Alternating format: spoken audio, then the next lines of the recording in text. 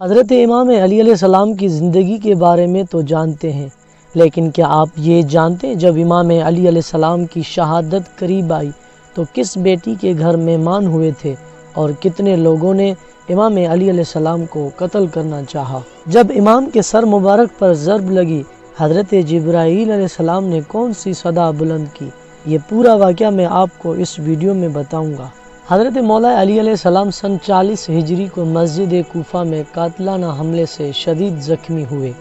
ہر کوئی اپنے منصوبے کے مطابق اپنی جگہ کی طرف روانہ ہوئے اور اس طرح عبد الرحمن بن ملجم کوفہ آیا اور 20 شعبان سن 40 ہجری کو شہر کوفہ میں داخل ہوا۔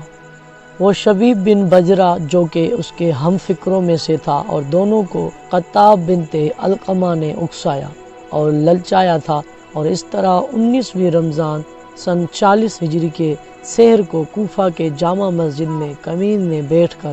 امیر المومنین علیہ السلام کے آنے کا انتظار کر رہا تھا۔ دوسری طرف قطام نے وردان بن مجالد نامی شخص کے ساتھ اس کے قبیلے کے 2 آدمی اس کی مدد کے لیے روانہ کیے تھے۔ اشعث بن قیس جو کہ امام علی علیہ السلام کے ناراض سپاہیوں اور اپنے زمانے کا زبردست چاپلوس اور منافق آدمی تھا، اس نے امام علی علیہ السلام کو قتل کرنے کی سازش میں ان کی رہنمائی کی اور ان کا حوصلہ بڑھاتا رہا۔ حضرت علی علیہ السلام نے 19ویں رمضان کی شب بیٹی ام کلثوم کے ہاں مہمان تھے، اور یہ رات نہایت ہی عجیب اور حضرت امام علی علیہ السلام کے حالات غیر عادی تھے، اور ان کی بیٹی ایسے حالات کا مشاہدہ کرنے سے نہایت حیران اور پریشان تھی۔ روایت میں آیا ہے کہ حضرت امام علی علیہ السلام اس رات بیدار تھے اور کئی بار کمرے سے باہر آ کر آسمان کی طرف دیکھ کر فرماتے تھے، خدا کی قسم میں جھوٹ نہیں کہتا اور نہ ہی مجھے جھوٹ کہا گیا ہے، یہی وہ رات ہے جس میں مجھے شہادت کا وعدہ دیا گیا ہے۔ بہرحال نماز صبح کے لیے حضرت امام علی علیہ السلام کوفہ کے جامع مسجد میں داخل ہوئے اور سوئے ہوئے افراد کو نماز کے لیے بیدار کیا۔ من جملہ خود عبد الرحمن بن ملجم کو جو کہ پیٹ کے بل سویا تھا، اس کو بھی بیدار کیا اور اسے نماز پڑھنے کو کہا۔ جب حضرت امام علی علیہ السلام محراب میں داخل ہوئے اور نماز شروع کی، پہلے سجدے سے ابھی سر اٹھا ہی رہے تھے کہ شبس بن حجرہ نے شمشیر سے حملہ کیا، مگر وہ محراب کے طاق کو جا لگی، اور اس کے بعد عبد الرحمن بن ملجم نے نعرہ دیا اور اپنی شمشیر سے حضرت علی علیہ السلام کے سر مبارک پر حملہ کیا، اور حضرت امام علی علیہ السلام کا سر سجدے کی جگہ ماتھے تک شکاف ہوا۔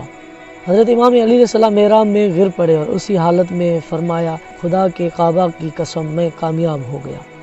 کچھ نماز گزار شبس اور ابن ملجم کو پکڑنے کے لیے باہر کی طرف دوڑ پڑے اور کچھ حضرت امام علی علیہ السلام کی طرف بڑھے اور کچھ سروں اور صورت پیٹتے ماتم کرنے لگے۔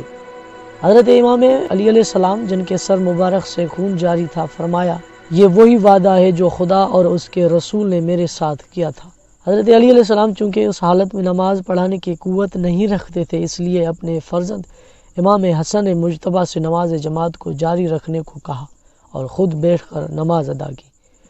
روایت میں آیا ہے کہ جب عبد الرحمن بن ملجم نے سر مبارک حضرت علی علیہ السلام پر شمشیر ماری، زمین لرز گئی، دریا کی موجیں تھم گئیں اور آسمان متزلزل ہوا۔ کوفہ مسجد کے دروازے آپس میں ٹکرائے، آسمانی فرشتوں کے صدائیں بلند ہوئیں، کالی گھٹائیں چھا گئیں، اس طرح زمین میں تیرا اتار ہو گئی، اور جبریل امین نے صدا دی اور ہر کسی نے اس آواز کو سنا، اور وہ کہہ رہا تھا، خدا کی قسم ہدایت کے رکن کو توڑا گیا، علم نبوت کے چمکتے ستارے کو خاموش کیا گیا اور پرہیزگاری کی علامت کو مٹایا گیا،